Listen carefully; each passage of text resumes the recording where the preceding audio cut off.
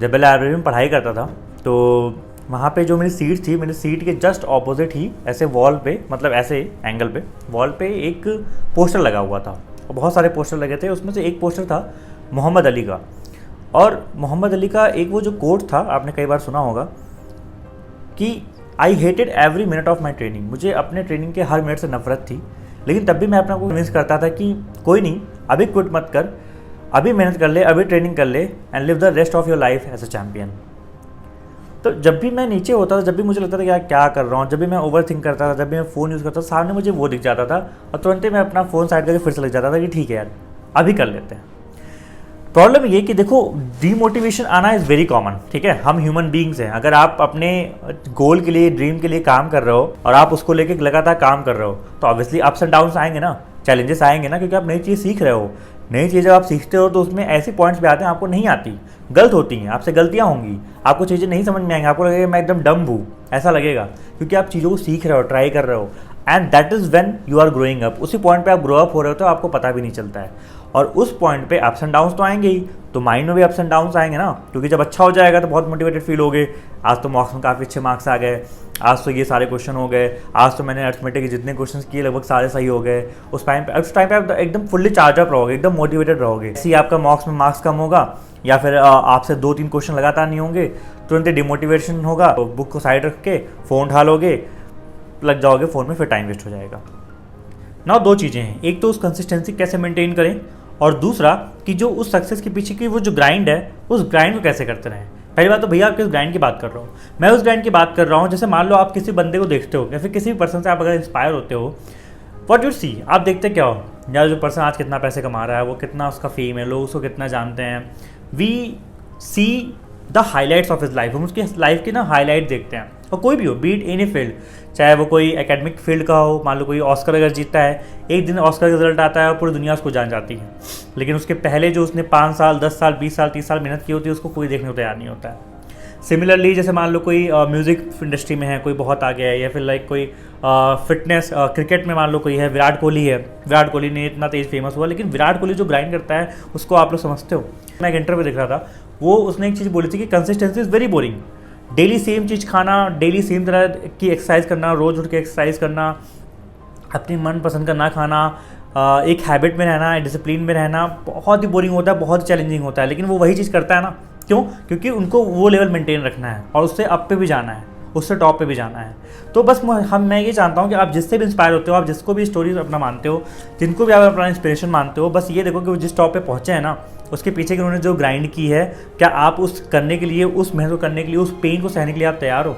अगर हाँ, आप उससे डबल पेन सह सकते हो, आप उससे डबल ग्राइंड कर सकते हो, आप भी अपने उस रिजल्ट को अचीव कर सकते हो जो कि उन्होंने किया है। कि इसी की कंसिस्टेंसी कैसे मेंटेन रखें। जो कंसिस्टेंसी कुछ ऐसा नहीं है कि मामला मैं आपको 5-6 ट्रिक बता दूंगा, उनको फॉलो करो।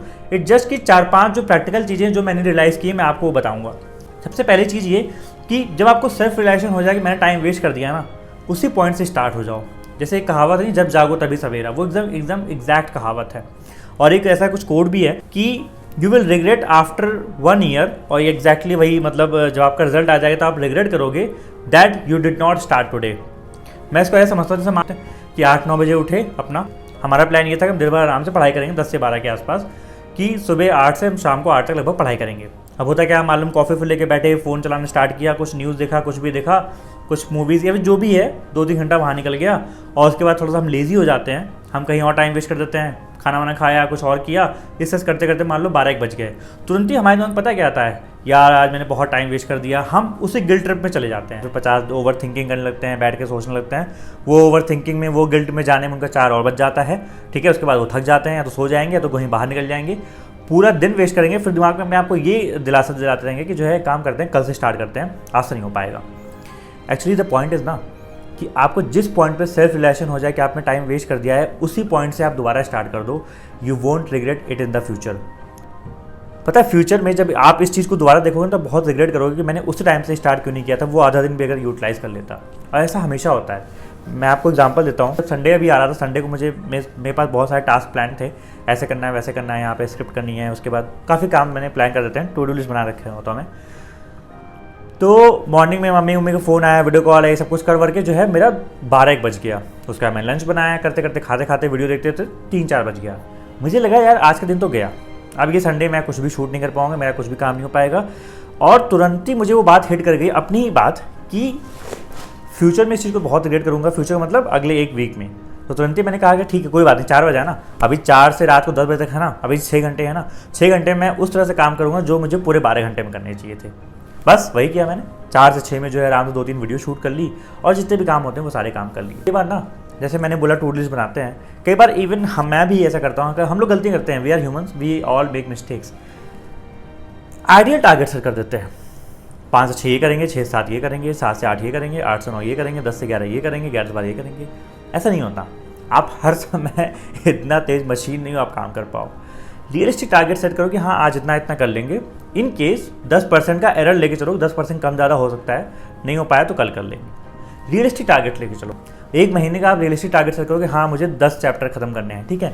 कई बार क्या होगा कि आपको कोई लोग बताएंगे काम करो, 5 दिन में पूरी अरिथमेटिक खत्म कर लो, 10 दिन में पूरी अरिथमेटिक खत्म कर लो। ऐसा नहीं होता, ऐसा नहीं होता, सच नहीं है ये, ठीक है। आप खुद सेट करो कि देखो एटलीस्ट मुझे 15-20 दिन लगेंगे या फिर 1 महीने लगेंगे, जो भी सेट है कि अगले 1 महीने मुझे इतना करना है, अगले 1 हफ्ते मुझे इतना करना है, अगर 6 महीने में एटलीस्ट मेरा इतना इतना हो जाना चाहिए।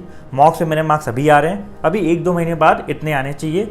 ये इस तरह के टारगेट्स होने चाहिए, ये नहीं कि आज मेरे मॉक्स में 60 परसेंटाइल आए हैं, कल 90 परसेंटाइल आएंगे। So don't set ideal target, set realistic target. तो दूसरा एक चीज़ ध्यान रखना कि जैसे मैंने बताया भी था कि कंसिस्टेंसी ना बहुत बोरिंग चीज़ होती है, सच में बहुत बोरिंग चीज़ होती है। किसी चीज़ को, प्लान को डेली फॉलो करना, इवन मैं भी आज तक नहीं फॉलो कर पाता। कई चीज़ों पे मैं स्टिक रहता हूँ, मैं कोशिश करता हूँ, लेकिन बहुत सारी चीज़ों को मैं हैबिट में ले आया हूँ। और जो बड़े बड़े लोग होते हैं, जो हमसे कई गुना ऊपर हैं, जो लाइफ में बहुत अच्छा कर रहे हैं, उनके आप कभी देखो ना, उनकी चीज़ें बहुत फिक्स होती हैं, उनका शेड्यूल फिक्स होता है, उनका वर्कआउट फिक्स होता है, वर्कआउट करना ही करना है, सेम टाइप का खाना खाना है, जंक नहीं खाना, जो भी मतलब चीज़ें हैं, एक जी मीटिंग शेड्यूल्ड है। तो क्या होता है कि ये सारी चीज़ें डेली करना एक बोरिंग होता है, सबके लिए होता है। सही बात है, सबको पता है कि अगर आपने अभी कर लिया, बाद में इसके फ्रूट्स मिलते हैं, उस टाइम पे नहीं मिलेंगे। तो कंसिस्टेंसी इज बोरिंग, जस्ट, ठीक है, consistency is boring, everyone knows that, but you have to do that to achieve your dream. ये भी आपको पता होना चाहिए। पता है हम बहुत ज़्यादा मोटिवेटेड होते हैं, हम क्या करते हैं, एक दिन में 8-8 घंटा पढ़ लिया और 3-4 दिन लगभग 8-10 घंटे पढ़ लिया। उस चीज़ की भरपाई हम अगले 4-5 दिन बिना पढ़े करते हैं। हम क्या बोलते हैं, अरे अभी कल पढ़ा था भाई 10 घंटे, आज रेस्ट करूंगा। ये नहीं होना चाहिए। आप डेली पढ़ो, आप डेली कंसिस्टेंट रहो। मैं डेली 10 घंटा नहीं बोल रहा हूँ, मैं डेली बोल रहा हूँ आप 6 घंटे पढ़ो, लेकिन डेली पढ़ो। मंडे टू सैटरडे आपको 6-6 घंटा रोज़ पढ़ना है। ये होती है कंसिस्टेंसी, ठीक है। क्योंकि अगर वो आप लाइफ में एक बार इंप्लीमेंट कर लिए ना, तो आप आगे अपने आप बढ़ते जाओगे, आपकी साइकिल अपने आप मूव करते जाएगी, किसी को पुश देने की जरूरत नहीं पड़ेगी। इसके बाद उसमें एक ध्यान रखिएगा, कई बार क्या होता है कि ना, हमारा जो माइंड होता है और जो हार्ट होता है उसमें एक बैटल चल रही होती है। कई बार आपको आता नहीं होगा, यार मैं क्यों कर रहा हूँ ये सब फालतू में, पहाड़ों पर चला जाता हूँ, शांति से बैठ जाता हूँ, ऐसा नहीं है वैसा होगा, वैसा कर लेंगे, दिमाग में आता है ना। लेकिन सेम टाइम पे आपको एग्ज़ाम देना होता है, आपको अप्रोच करना होता है। तो एक दिमाग में हमेशा बात रखना कि आप मन की बात सुनो, लेकिन फॉलो अपने हमेशा माइंड को करो जो वो चीज़ें कह रहा है, जिस तरीके से चीज़ों को कह रहा है, ठीक है। जैसे मान लो मैं एक बार एक पॉडकास्ट देख रहा था नाज डेली का। तो नाज डेली को बियर वाइसेस बोलता है यू शुड ट्राई मेडिटेशन। उसने बोला कि यार देखो, मैं जानता हूँ मेडिटेशन सब कुछ अच्छा होता है, मेडिटेशन लाइफ के लिए अच्छा है, मेडिटेशन हेल्थ के लिए अच्छा है, लेकिन मैं जानबूझ के मेडिटेशन इसलिए नहीं करता क्योंकि अगर मैं मेडिटेशन करूँगा तो मेरे दिमाग में उस तरह के थॉट्स आएंगे, शांति, पीस ऑफ माइंड, ये सारी चीज़ें। और जिस तरह से मुझे अभी ग्रो करना है, मुझे वर्ल्ड की लार्जेस्ट क्रिएटर कम्युनिटी बनानी है, मुझे वर्ल्ड का लार्जेस्ट ये क्रिएट करना है, कंपनी क्रिएट करनी है, तो वो जो मेरी फास्ट ग्रोथ है ना, स्पेस जो मेरी पेस है वो रुक जाएगी। आप दुनिया में किसी को उठा के देख लो, इलॉन मस्क या फिर कोई भी जितने बड़े लोग रहे हैं, वो कभी आपको इस तरह की बातें करते नहीं देखेंगे कि यार शांति से बैठ जाते हैं, पीस ऑफ माइंड चाहिए, ठीक है। क्योंकि वो गलत नहीं है, लेकिन वो भी आप सिर्फ करोगे बैठ के तो वो उसमें बोर हो जाओगे। तो वो आपके लाइफ का जिसको स्पिरिचुअल पार्ट या फिर जो भी पार्ट आप बोलते हो, वो एक पार्ट होना चाहिए, वो डेली नहीं होना चाहिए। लास्ट में यही बोलूँगा कि ज़्यादा मोटिवेशन से आप सिर्फ चार्ज अप मत हो, प्लीज़ फॉलो एक्शंस। कई बार पता है हमको एक्शंस मोटिवेशन देते हैं। मैं आपको लाइव एग्जांपल देता हूँ। आपने जैसे मान लो कभी कभी दिन में आपने टारगेट सेट किया है कि मुझे आज 8 से शाम को 8 तक पढ़ाई करनी है, मान लो 12 घंटे, या फिर सुबह 10 से 8 पढ़ाई करनी है। और स्टार्ट में जब आपने दिन स्टार्ट किया, उसके आपने 4-5 घंटे आप वैसे पढ़ते गए जिस तरह से आपने प्लान किया था, या फिर आपके सारे एक्शंस होते गए, तो आप इतना मोटिवेटेड खुद से फील करोगे ना अपने वर्क से कि आप नेक्स्ट के आगे काम करते जाओगे। लेकिन आपने दिन में स्टार्टिंग में अगर चीज़ों खराब कर दिया तो आप आगे फिर से काम नहीं कर पाओगे। तो इसलिए बात याद रखिएगा कि जब भी आप मोटिवेटेड रहो तो प्लीज़ एक्शंस भी करो। जब आप ये वीडियो भी देख रहे हो, इसके बाद जाके आपको एक्शंस भी लेना है। अगले 4 दिन, 5 दिन, 10 दिन आपको उस तरह से पढ़ना भी है। ऑब्वियसली छोटे मोटे जब वो डाउन्स आएंगे, जैसे मैंने बोला था आपकी इस जर्नी में, ये जर्नी जो ऐसे जाती है ना, ग्राफ ये ऐसे जाती है, ऐसे ऐसे, कभी भी किसी की लाइफ ऐसे नहीं गई है, सबकी ऐसे ऐसे गई है, ठीक है। तो इसमें डाउन जब आएंगे तो ऑब्वियसली आप मोटिवेटेड फील करो, आप कुछ भी देखो जिससे आपको मोटिवेशन आए, बात करो जो भी है, लेकिन चलते रहना है, रुकना नहीं है, ठीक है। सो आई थिंक इतना आपको समझ में आ गया होगा, हाउ टू बी कंसिस्टेंट और motivated all the time. I think that's it, bye bye and take care.